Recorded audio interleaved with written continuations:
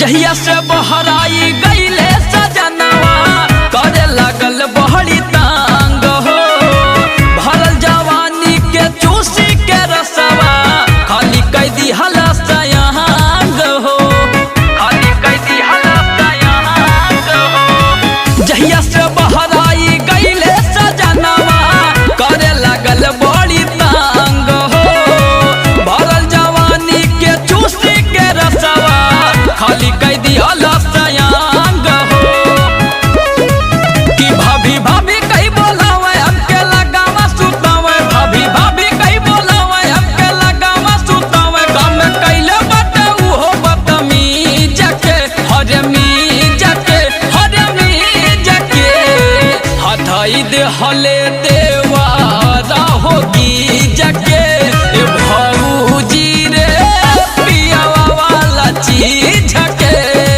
हथाई दे हले देवा होगी जके भौजी रे पियावा वाला चीज के।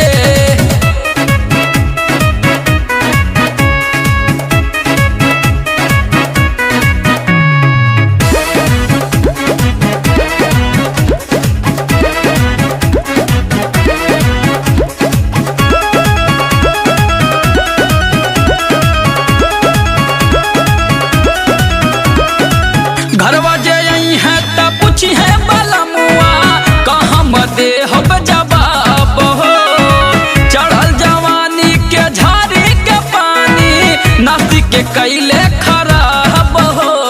हे भौजी देखत हूँ का हो गई बा। घरवा जे आई है त पूछी है बलमुआ कहाँ मदे हम जवाब हो। चढ़ल जवानी के झाड़ी के पानी नासी के कैले खराब हो।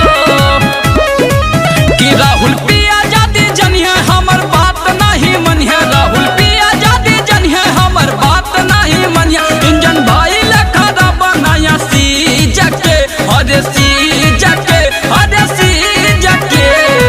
हथाई दे हले देवा राहो की